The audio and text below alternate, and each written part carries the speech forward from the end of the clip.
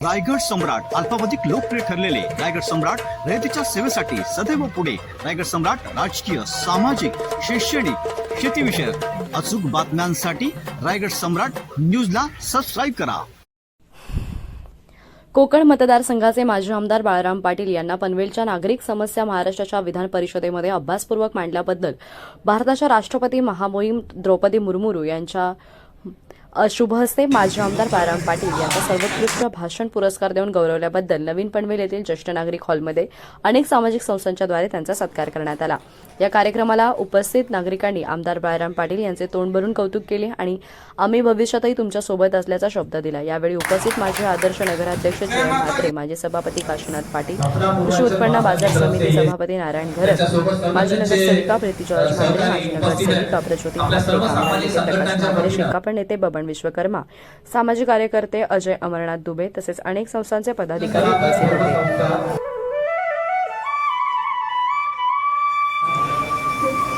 शिवसेना नेता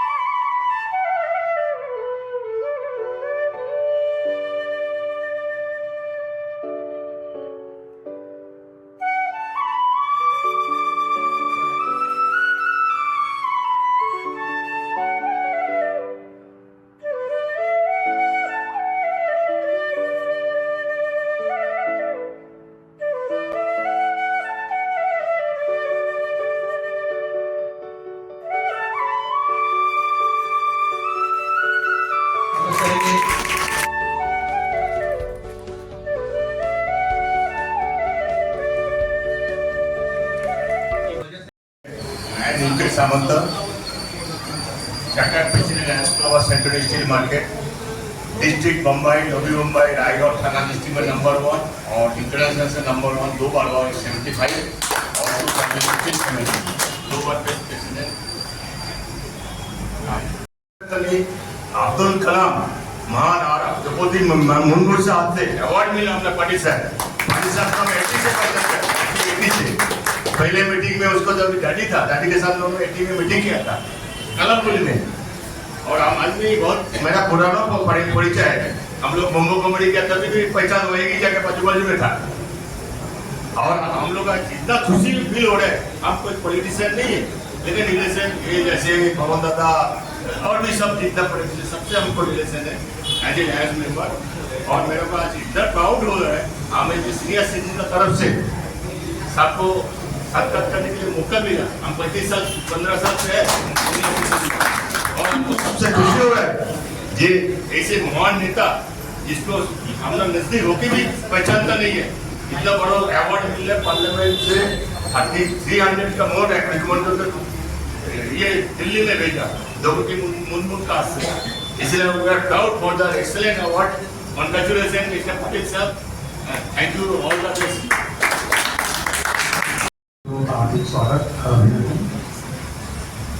मैं पाटिल साहब को एक राजनेता नहीं बोल सकता हूँ क्योंकि उनमें बहुत कम ऐसी क्वालिटी है कि जो कट्टर राजनेता की है, मगर वो एक बहुत उत्कृष्ट समाज सेवक है. उनमें राजनेता वाली बहुत कम क्वालिटीज है. मैं आपको एक छोटा सा उदाहरण दूंगा. मेरा बहुत आज से करीब 5-6 साल पहले बहुत कम परिचित था पाटिल साहब से. हमारी शायद 2-4 बार ही मुलाकात हुई थी किसी फंक्शन में. मैं दिल्ली गया, एयरपोर्ट पे मैं अपने रास्ते जा रहा था और शायद उसी फ्लाइट से पाटिल साहब को वापस आना था दिल्ली से मुंबई. पाटिल साहब ने मुझे बड़ी दूर से पहचान लिया और पीछे पीछे आके मेरे को आवाज दी, अरे शर्मा जी आप कहाँ जा रहे हो, दिल्ली में कुछ मदद चाहिए क्या आपको. तो ऐसा समाज सेवक मैं फिर राजनेता का उपयोग नहीं करूँगा.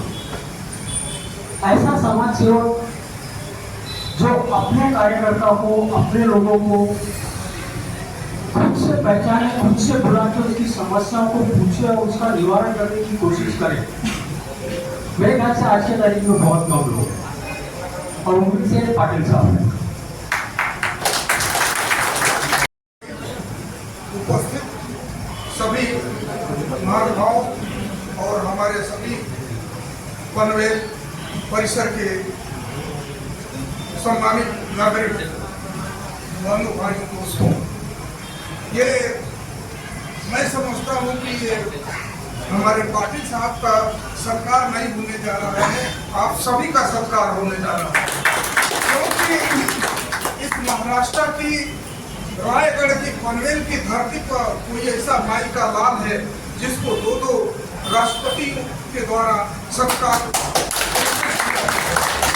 और इन्होंने आमदार रहते हुए विधान परिषद में चाहे शिक्षक का हो, चाहे पनवेल में जिससे आप समस्याओं से जूझते हो, पानी की समस्या हो, चाहे आपके ऊपर जबरदस्ती जो टैक्स लाद दिया गया है उसकी समस्या हो, अनेक बुनियादी समस्याओं को इन्होंने अनेक तरह से और गांव गरीबों के महाराष्ट्र के रायगढ़ के पनवेल के और क्षेत्रों के जो भी ज्वलंत मुद्दों को इन्होंने वहां पर उठाया, और आपका विचार हम लोग हमेशा सुनते हैं पेपर के माध्यम से, लोगों के माध्यम से, और आपकी जो भाषा शैली है एकदम सरल सौम्य और एक आम नागरिक की तरह हम लोग कभी मिलने जाते हैं, ऐसा लगता है किसी बड़े लीडर से मिल रहे हैं, किसी आमदार से मिल रहे हैं, ऐसा लग रहा है जैसे अपने भाई से, अपने किसी गार्जियन से मिल रहे हैं। ये आपकी खासियत, और ये उत्कृष्ट भाषण पुरस्कार ऐसे नहीं किसी को मिलता है, उसको परखा होती है, कमेटी होती है। ये हमारे पनवेल परिसर महाराष्ट्र रायगढ़ का सम्मान है, आप सभी का सम्मान है, इसलिए एक बार आप तालियों से साथ। और हम चाहते हैं यही भाषा, यही आपकी जो शैली है आगे हमको देखने के मिले। ये बाजी हटाकर आमदार आप बने, ये हम सब। धन्यवाद, धन्यवाद, बहुत बहुत। सभी भाइयों को प्रणाम करती हूँ, और विशेष आपको बहुत बहुत बधाई, और हम सबको बधाई, क्योंकि पनवेल जो है पूरे भारत में एक छोटा सा जगह है, लेकिन आज कहीं भी पनवेल का नाम आया आपके वजह से, तो ये बहुत बड़ी बात है, क्योंकि हम लोग यहाँ से कहीं बाहर से हैं और यहाँ आप लोगों की वजह से हम हैं, क्योंकि आप लोगों ने सुरक्षा प्रदान की है, तो भी हम लोग भी यहाँ पे हैं। तो मेरा एक ही कहना है कि सचमुच आपकी साथी, मैं कभी आपसे मिली नहीं हूँ, लेकिन बातें आपकी सुनी हैं, और आगे जो भी हमें ज़रूरत होगी हम जरूर आपके पास आएंगे।